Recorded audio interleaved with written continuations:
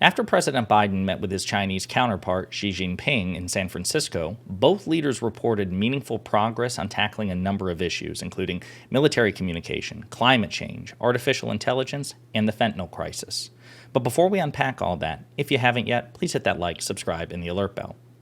All right, folks, I know foreign policy isn't as sexy or as salacious as many of the other stories that we discuss here, which pertain to electoral politics, but this is meaningful. We're talking about meaningful strides between two competitors who are approaching adversarial status. The United States remains the most powerful nation on earth, both militarily and economically, but China, particularly with respect to its economy, has been seen for the longest time as nipping at our heels, although the reality is a bit more complicated than that. We'll discuss in a second. And right now, relations between China and the United States have been frosty. It was frosty under Donald Trump. It got frostier still under President Biden when then Speaker Nancy Pelosi traveled to Taiwan. It's a whole thing. And at this point, we really can't afford to completely alienate our next nearest rival. We have to have a complex relationship with them because they're competition, yes, but they are somebody that we can't afford to be at war with, okay? So with that in mind, President Biden and Xi Jinping met in San Francisco, and then both leaders reported, again, meaningful progress in a variety of ways. I want to play a couple of clips from President Biden, and then we're going to tackle the substance of it together. And today, build on the groundwork related over the past several months of high-level diplomacy between our teams. We've made some important progress, I believe. First, I'm pleased to announce that after many years of being on hold, we are restarting cooperation between the United States and PRC on counter-narcotics. In 2019, you may remember, China took action to greatly reduce the amount of fentanyl shipped directly from China to the United States. But in the years since that time, the challenge has evolved from finished fentanyl to fentanyl chemical ingredients and pill presses, which are being shipped without control. And by the way, some of these pills are being inserted in other drugs like cocaine. A lot of people are dying. More people in the United States between the ages of 18 and 49 die from fentanyl than from guns, car accidents, or any other cause, period. So today, with this new understanding, we're taking action to significantly reduce the flow of precursor chemicals and pill presses from China to the Western Hemisphere. It's going to save lives, and I appreciate President Xi's commitment on this issue. President Xi and I tasked our teams to maintain a policy and law enforcement coordination going forward to make sure it works. I also want to thank the bipartisan congressional delegation to China, led by Leader Schumer, in October, for supporting this effort so strongly. Secondly, and this is critically important, we're reassuming military-to-military contacts, direct contacts. As a lot of you press know who follow this, that's been cut off, and it's been very worrisome. That's how accidents happen, misunderstandings. So we're back to direct, open, clear, direct communications on a direct basis. Again, that might not seem like particularly sexy, but folks, that's huge. We're talking about the two most powerful nations on earth who were for the longest time ignoring each other militarily. The fact that we are no longer doing so makes it considerably less likely that there will be any sort of military conflict between the two greatest powers on earth. So this is huge. This is meaningful progress. Now, those are the two flagship accomplishments of the Biden-Xi meeting. There are more things involving climate change and artificial intelligence, but let's break a couple of these things down. First, we need to also address the predicate of this. So you may remember, because it was the conventional wisdom, that eventually China's economy would surpass that of the United States. That was the economic consensus for years, and then COVID hit, and then it was seen to be delaying that inevitable outcome. Well, then it was reported a few months ago, and as a matter of fact, I think we did a video on this. That's not the case. That's no longer the case. The economic consensus is that the Chinese economy may never pass the United States economy. There's an economic slowdown. So China's economy, this is an Axios breakdown, China's economy is arguably facing its biggest challenge in decades. Growth is slow, youth unemployment is high, and deflation is setting in. The housing sector, which is a cornerstone of the Chinese economy, is heavily indebted, financially wobbly, and a money pit for the government. Foreign capital is fleeing the country in what amounts to a vote of no confidence in the leadership's ability to get things back on track, okay?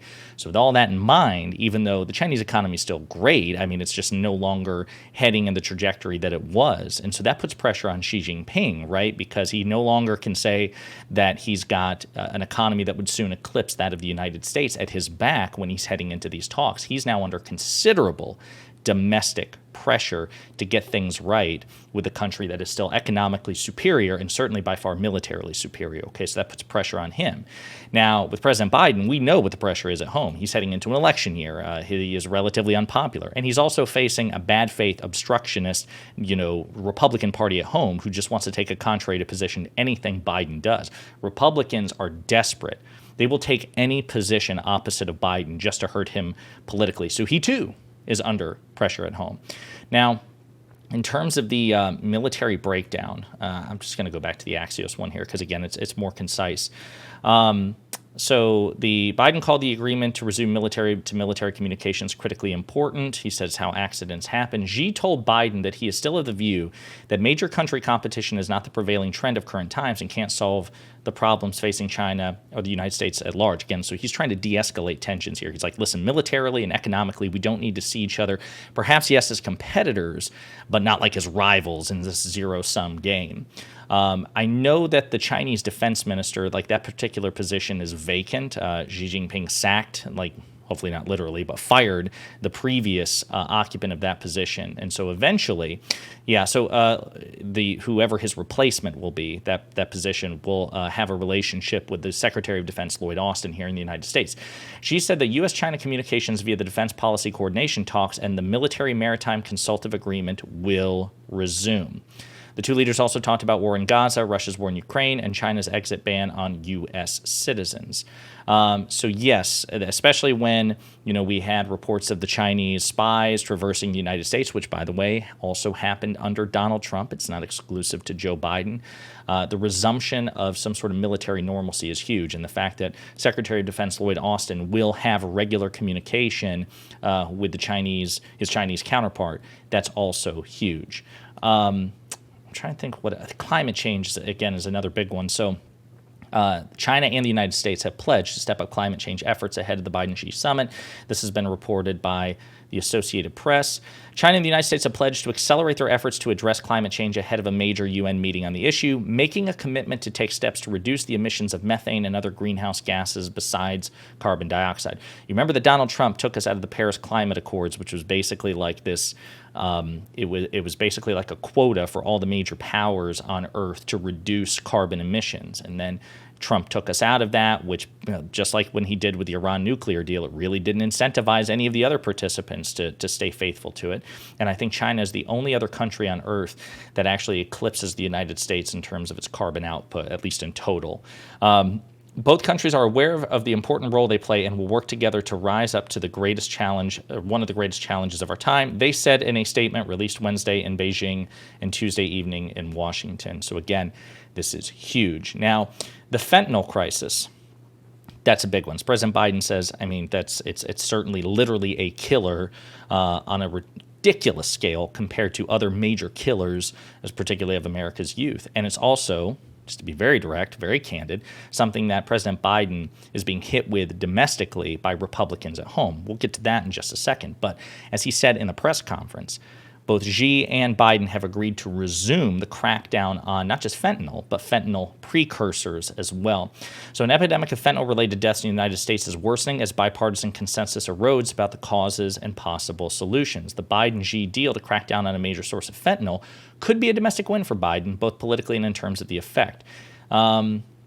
Let's see. Yeah, the agreement is aimed at limiting the manufacturing and export of fentanyl precursor molecules from China to Mexico because, as Republicans will tell you, much of fentanyl comes in from Mexico, but it's actually originating in China. So it goes from China to Mexico and then into the United States. In 2019, under Trump, China banned the production, sale, and export of all fentanyl-related drugs, but again, that didn't do much to address the precursors as well. You got to kill the origin of it as well. And then, of course, again, when Speaker Pelosi went to Taiwan, that didn't help diplomatic issues, and so China was even less inclined to help the United States out in this respect. Now, Republicans will say, well, fentanyl, Trump was handling fentanyl. Trump had a plan to handle fentanyl. No, a study done, and again, this is reported by Axios, fentanyl overdose deaths, the rate of it, quadrupled from 2016 to 2021. And who was president during that time? During the vast majority of that time? Oh, yeah, it was Donald Trump. You see it right here. Under Trump's tenure, fentanyl deaths were no joke. I mean, they were skyrocketing there as well, which doesn't absolve Biden of his responsibility to address the issue. But this idea that it was all under wraps under Donald Trump and then Biden came along and just screwed everything up is a lie that's perpetuated by the Republican Party. Now, with all this in mind, I just want to play two more clips. Okay, they're both very short. And this goes to show, again, what I mean by how the Republican Party is not interested in any Biden win, even if it benefits the country and their own constituents. They value hurting him politically over any meaningful progress. So let me play this clip real quick in the aftermath. He may be hemorrhaging funds and he may need them, but at the end of the day, we have a spineless invertebrate in the Oval Office who, to his face, by the way, didn't call him a dictator. To his face, he said, "It's an honor and pleasure to host you." So this is a Fox News commentator saying that Biden is spineless. He's an invertebrate, even though, again, both Xi Jinping and both Xi Jinping and Biden reported that there were productive progress, that the two would resume some sort of military relations in terms of communication, that both would address the fentanyl crisis. There were meaningful progress that will materially benefit the American people. But that's the act of an invertebrate. And her citation for that is because Biden didn't refer to Xi Jinping as a dictator to his face. So I want to play this last clip. You have Biden here and Trump in a different place. And this is what Biden said in a press conference after the meeting with Xi Jinping. Would you still refer to President Xi as a dictator? Well, look, he is. I mean, he's a dictator in the sense that he is a guy who runs a country that is a communist country that's based on a form of government totally different than ours. Think of President Xi, central casting, brilliant guy. When I say he's brilliant, everyone says, oh, that's terrible. You call him. Well, he runs 1.4 billion people with an iron fist.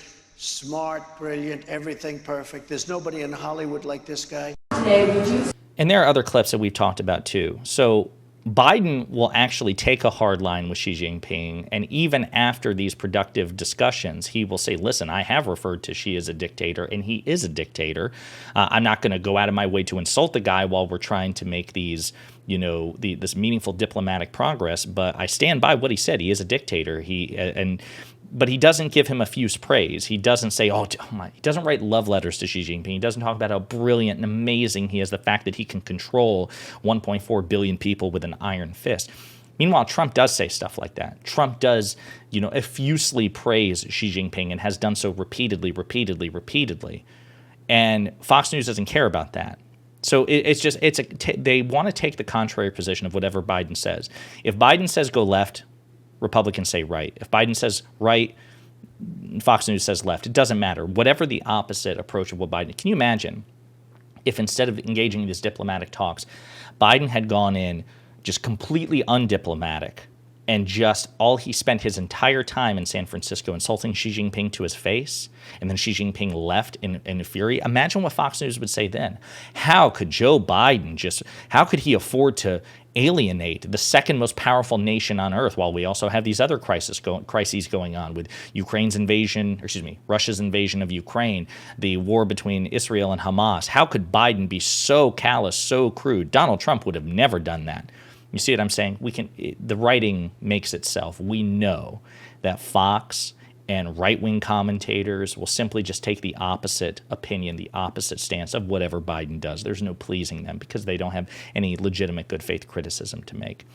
Anyway, clearly this isn't going to solve all the world's problems, but it is a meaningful progress. It's a step in the right direction. This is something that the Biden administration should discuss as they head out on the campaign trail as we head into the 2024 election. Let me know what you think in the comments.